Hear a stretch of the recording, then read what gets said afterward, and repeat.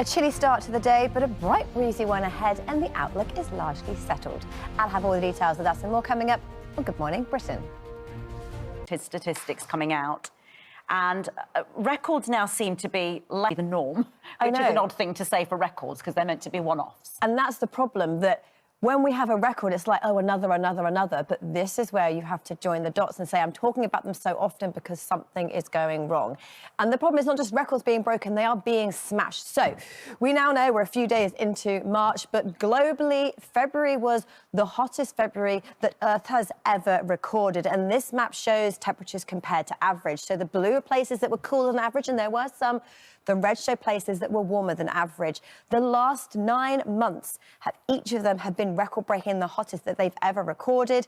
And the last year, if we look at those temperatures, it is more than 1.5 degrees higher than it should be from pre-industrial times, which is that Paris Agreement value that we're trying to stay below.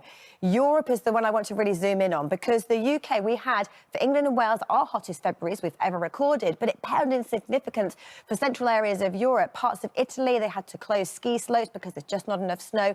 For western areas, there's drought. Elsewhere, there's been wildfires. And we've also had record sea surface temperatures as well. Not just the hottest the seas have been in February, this is the hottest our sea surface temperatures have ever been recorded.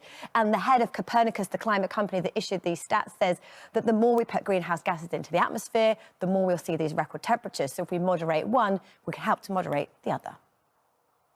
And we continue with the mild theme we've had so far this year. Temperatures remain above average, and at the moment, it is looking dry. Actually, if we look back at February, we had the southern areas of England the wettest February we've ever recorded.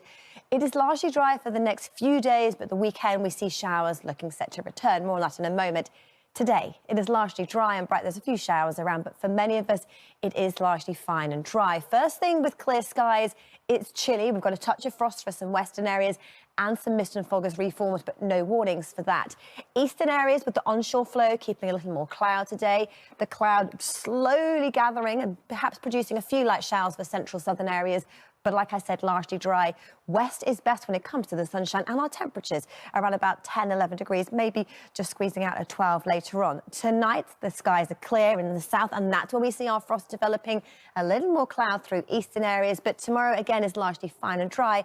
The showers returning this weekend. There was virtually no snow to be seen. I mean, it used to be at this time of year. So what they're having to do is just close the lower slopes, use the higher slopes, use artificial snow. Snow machines, yeah. There's a report out last year that looked at everywhere that's hosted the Winter Olympics. And with our current projections, by 2050, only one place that's hosted the Winter Olympics would be able to host it with real snow. So It's really worrying. All the time. And these are jaw-dropping... Do you know what I mean? Just as in life, I don't mean... But do you just find it a little bit sort of... And I know there's a huge ground talk about it, and you talk about it a lot, but do you find actually how quickly we're actually reacting to it? Yeah, and the thing is, I guess I'm the doom merchant. Just then I was stating fact. They're facts from scientists. We've just seen the record temperatures.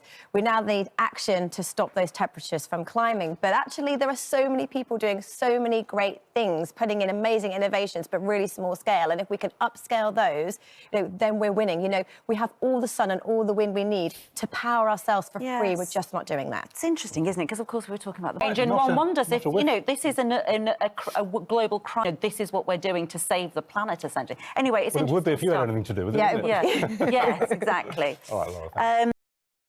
Good morning to you. It was a misty and chilly start for Andy there this morning, as it is for many of us, actually, because the skies have been clear and dry. But the change for the next few days is that we start with dry and fine and settled, but then into the weekend, low pressure returns. It's been at bay for most of this week, and things turn wetter into the weekend. More on that in a moment.